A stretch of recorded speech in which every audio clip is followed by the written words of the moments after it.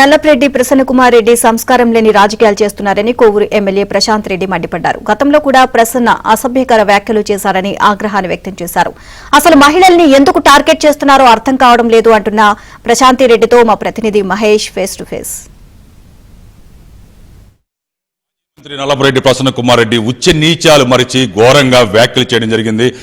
TDP MLA Prashanth Reddy ఆమె కుటుంబ సభ్యులపైన అక్షరాల్లో రాయలేని మాటల్లో చెప్పలేనటువంటి వ్యాఖ్యలు చేయడం జరిగింది. మనతో పాటు ప్రశాంత్ రెడ్డి ఉన్నారు. ఇదంతా కూడా జగన్ అండ్ కో కుట్రగా రాజకీయ చర్చలు సాగుతున్నాయి.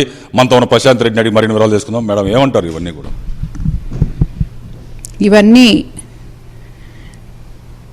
సంస్కారం లేని రాజకీయాలు అవతల వాళ్ళు చేస్తున్నారని చెప్పి నేను అనుకుంటున్నాను. వాళ్ళకి సంస్కారం అనే మాటకి స్పెల్లింగ్ కూడా తెలియదు. ఎవరిని ఏం మాట్లాడాలి, ఎలా మాట్లాడాలి, రాజకీయంలో పొలిటికలైజేషన్ చేయడం సామాన్యం. నువ్వు ఇంతకుముందు ఎమ్మెల్యేగా ఉన్నావు కాబట్టి, నేను ఈరోజు ఎమ్మెల్యేగా ఉన్నాను కాబట్టి, గతంలో నువ్వు చేసిన దాని గురించి నేను మాట్లాడడం సహజం. నేను ఇప్పుడు చేస్తున్న దాని గురించి మాట్లాడడం సహజం. అంతేగాని అతను మాట్లాడినట్లు అసలు దాని గురించి మాట్లాడడం కూడా నాకు. మేడం, జగన్ హయాంలో దాదాపు 5 ఏళ్లలో అన్యాయాలు, ఆకృత్యాలు, అవినీతి ఇవన్నీ కూడా అరాచకాలు కొనసాగాయి. ఇప్పుడు మీరు వచ్చాక అభివృద్ధి పదంలో మీ సొంత నిధులు కూడా వెచ్చించి కోవూరుని అభివృద్ధి పదంలో నడిపిస్తున్నారు. ఇది కూడా ఒక కారణం అయి ఉండొచ్చా జనాల్లోకి వెళ్ళలేక?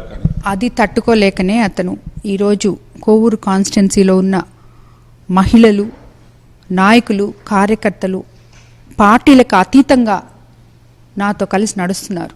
అమ్మ, మీరు బాగా చేస్తున్నారు, మీరు ఏ పార్టీ అని కూడా చూడట్లేదు, కోవూరు అభివృద్ధికి మీరెంతో పాటుపడుతున్నారు, నీతి నిజాతిగా చేస్తున్నారని వాళ్ళందరూ నాతో కలిసి నడిచినందువల్ల ఇతను దాన్ని తట్టుకోలేక ఇలాంటి మాటలు మాట్లాడుతున్నాడు. అలాగే మేడం, కేవలం మిమ్మల్నే కాదు, కోవూరు కాన్స్టిట్యున్సీలో టీడీపీలో ఉన్నటువంటి మహిళలందరినీ కూడా విమర్శిస్తూ ఉన్నారు. ఇదంతా కూడా ఎలా చూడాలి? అంటే రాజకీయంగా మిమ్మల్ని ఎదుర్కోలేక ఈ విధంగా రప్ప అని చెప్పి మొన్న అనడము, అలాగే ఈరోజు మహిళల్ని టార్గెట్ చేయటం ఎలా చూడాలి? అదే నాకు అర్థం కావట్లేదు వాళ్ళ కాన్సెప్ట్ ఏంటో. రాబోయే రోజుల్లో 33% మహిళలకి రిజర్వేషన్ ఉంటే, ఎంతోమంది మహిళలు మమ్మల్ని చూసి మమ్మల్ని ఇన్స్పిరేషన్గా తీసుకొని రాజకీయాల్లోకి రావాలి అని చెప్పి వస్తుంటే, ఇది మొదటి నుంచి వాళ్ళ ప్రభుత్వంలో ఉన్నప్పుడు అలాగే మన వంగల్పూడి అనిత గారిని ఇతను ఇలాగే మాట్లాడడం జరిగింది. వాళ్ళ పార్టీ వాళ్ళు మన అమ్మ భువనేశ్వరమ్మని మాట్లాడడం జరిగింది. ఈరోజు నా దగ్గరికి వచ్చారు. ఇలాగ మేము కొంతమంది తెలిసిన మహిళలు అయితే అసలు ప్రతి మహిళని వీళ్ళు ఇదే విధంగా వేధిస్తున్నారు. ఎందుకు అలా చేస్తున్నారో, వాళ్ళ టార్గెట్ ఏంటో, మహిళలని ఇలా మాట్లాడే ఇటువంటి నీచమైన సాంప్రదాయం ఎందుకుందో, ఆ పార్టీ పెద్దలు దేనికి దీన్ని ఖండించడం లేదో నాకు అర్థం కావటం లేదు. మొత్తమే చూస్తే ఈ నెల్లూరు జిల్లాలో ఇప్పటి వరకు కూడా హోందాగా రాజకీయాలు జరిగాయి. ప్రధానంగా మీరైతే ఆయనకి చెల్లెలు వరుస అవుతారు. ఒక చెల్లెలు వరుస అయ్యే ఒక మహిళను పట్టుకొని ఇంత దారుణంగా మాట్లాడడం జరిగింది. మీరు ఈ ఎన్నోసార్లు ఈ విధంగా కంటిన్యూషన్గా జరుగుతూనే ఉంది. దీనిపైన ఏమంటారు? చెల్లెళ్ళకి విలువలేని పార్టీ వైఎస్ఆర్సీపీ పార్టీ. అందులో ఇతను ఒక ఎగ్జాంపుల్ దానికి, ఈ ప్రసన్న. కాబట్టి దీని గురించి యాక్చువల్గా ప్రతి ఒక్కరు కూడా ఈరోజు విన్న రాష్ట్ర ప్రజలందరూ, మహిళలందరూ ఎంతో బాధపడుతున్నారు.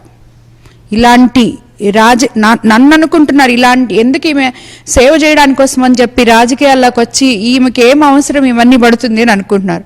బట్ నేనైతే ఇలాంటి వాళ్ళని ధైర్యంగానే ఎదుర్కోగలను. బట్ ఇవి విన్నప్పుడు మనసుకి చాలా కష్టం అనిపిస్తుంది.